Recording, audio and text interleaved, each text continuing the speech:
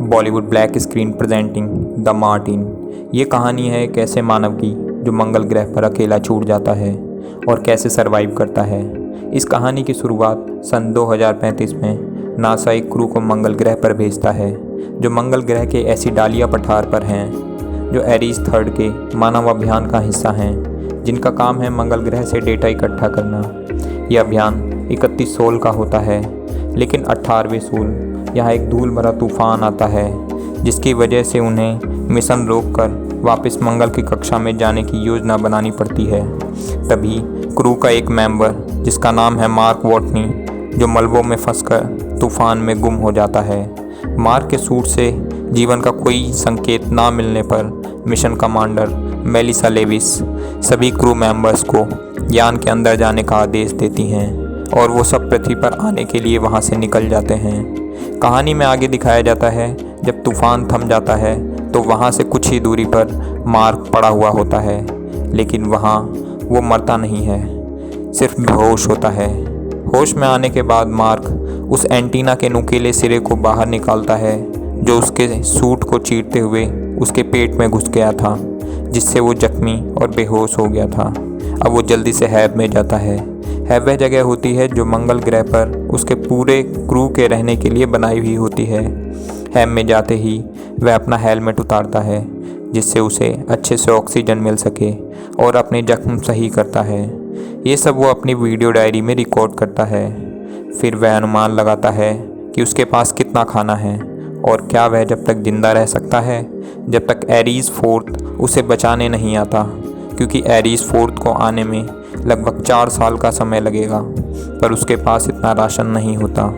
उसके पूरे क्रू का राशन मिला के वो सिर्फ 300 सोल तक जीवित रह सकता है। लेकिन वो एक बॉटनिस्ट भी होता है। बॉटनिस्ट वो होते हैं जो फसलों के बारे में जानकारी रखते हैं, इसलिए वो मंगल ग्रह पर आलू की खेती उगाने की सोचता है, जिससे उसे खाद और पानी की ज़रूरत भी होगी। खाद के रूप में वो बंद वैक्यूम पैकेट में मौजूद मल का उपयोग करता है और पानी बनाने के लिए रॉकेट के ईंधन में इस्तेमाल होने वाले हाइड्रोजन को मिलाकर ऑक्सीजन से जलाकर संघनित करता है। लेकिन वहाँ छोटा सा ब्लास्ट हो जाता है क्योंकि वो उस ऑक्सीजन पर ध्यान नहीं देता जो उसकी सांसों से आता है। लेकिन इस बार वो पूरी सिक्योरिटी के साथ जाता है और वो पानी बनाने में कामयाब हो जाता है और वो वहाँ आलू की फसल उगा लेता है। इस बीच वो एक रोवर वाहन की मरम्मत करता है ताकि वह 4 साल बाद आने वाले एरीज फोर्थ तक पहुंच सके, जो उससे 3200 किलोमीटर दूर उतरेगा। वहीं दूसरी तरफ ये दिखाया जाता है कि पृथ्वी पर यह खबर मीडिया में दी जा चुकी है कि मार्क अब जिंदा नहीं रहे। तभी मंगल ग्रह की सैटेलाइट की तस्वीरें देखकर मिशन डायरेक्टर वेसेंट कपूर और सैटेलाइट प्लानर माइंडी पार्क को एहसास होता है कि वॉटनी अभी जिंदा हैं। लेकिन हर्मिस के फ्लाइट डायरेक्टर मिच हैंडरसन की समझ से परे नासा के डायरेक्टर टैंडी सैंडर्स ये फैसला करते हैं कि वो एरीज थर्ड के बाकी मेंबर्स को वॉटनी के जिंदा बचने की सूचना नहीं देंगे, क्योंकि वो अपने मिशन से भटक सकते हैं। मंगल ग्रह पर वॉटनी रोवर की मदद से पैथफाइंडर प्रॉब ढूंढ निकालता है, जो लैंडर के घूमने वाले सिस्टम कैमरे की मदद से वॉटनी और JPL टीम के बीच बातचीत होती है, जो काफ़ी पेचीदा होती है और मैसेज आने जाने में काफ़ी समय लगता है। पर वॉटनी नाराज़ होते हैं क्योंकि उनके ज़िंदा रहने की खबर उसकी टीम को नहीं दी जाती। लेकिन अब हैंडरसन यह सूचना वॉटनी की टीम तक पहुंचा देते हैं, जिसे सुनकर मेलिसा लेविस अपने आप को दोषी मानती हैं। मेलिसा लेविस वही हैं जिससे सभी क्रू मेंबर्स को अंदर जाने का आदेश दिया होता है, इस मिशन के कमांडर। अब हैंडरसन और JPL के डायरेक्टर ब्रूस सेंजी मंगल तक एक स्पेस प्रोब पहुंचाने की योजना बनाते हैं ताकि एरीज फोर्थ तक के जाने तक वॉटनी को खाना पहुंचाया जा सके। लेकिन समय की कमी के कारण इस सप्लाई मिशन को बिना टेस्ट के लॉन्च कर दिया जाता है, जिसका नतीजा ये होता है कि प्रोब उड़ान भरने के दौरान ही नष्ट हो जाता है। अब इतनी जल्दी दूसरा प्रोब बनाना असंभव होता है। तभी नासा को पता चलता है कि चीन के पास क्लासिफाइड बूस्टर ताइयिंग शेन है जो मंगल ग्रह तक सामान पहुंचा सकता है। तभी दूसरी तरफ दिखाया जाता है वॉटनी द्वारा दोबारा लगाई गई आलू की फसल एयरलॉक सिस्टम में वायुदाब की गड़बड़ी से धमाका होता है और फसल पूरी तरह बर्बाद हो जाती है। कहानी में आगे दिखाया जाता है एक ऐसा मानव जो पृथ्वी से करोड़ों मील दूर एक ग्रह पर अकेला बैठा है। जहाँ दूर दूर तक किसी मानव का अंश नहीं है, जिसे ये भी नहीं पता कि वो कब तक जिंदा रहेगा भी या नहीं। वो पूरी तरह टूट चुका होता है, उसे अब कोई उम्मीद नज़र नहीं आती है। इसी बीच JPL के एस्ट्रोडायनामिस्ट रिच पर्नेल एक योजना बताते हैं जिससे प्रॉब को जल्दी वोटनी तक पहुंचाया जा सके। रिच कहते हैं, हम क्रू को पृथ्वी पर लैंड ना करवाकर गुरुत्वाकर्षण के बल पर पृथ्वी के पास से एक चक्कर लगवाएंगे और तभी हम प्रॉब का सारा सामान हर्मिस में रखकर हर्मिस को वापस मंगल ग्रह पर भेज देंगे।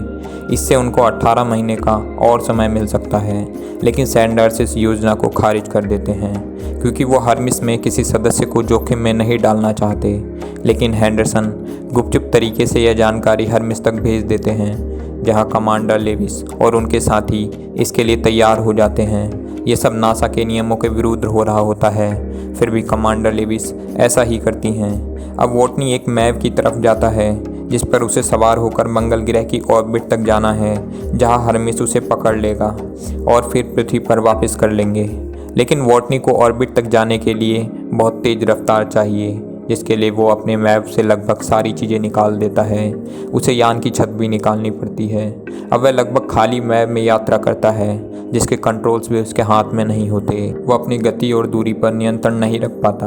अब इसके समाधान के लिए हर्मिस में यांत्रिक विस्फोट किया जाता है ताकि वोटनी तक तेजी से पहुंचा जा सके, और कमांडर लेविस MMU में मौजूद नाइट्रोजन के बल पर वोटनी तक पहुंचने की कोशिश करती हैं, लेकिन वो नाकामयाब रहती हैं। तभी वोटनी अपने प्रेशर सूट के दस्ताने काटकर कैप्सूल से बाहर आ जाता है और थ्रस्टर की मदद से लेविस तक पहुंच जाता है।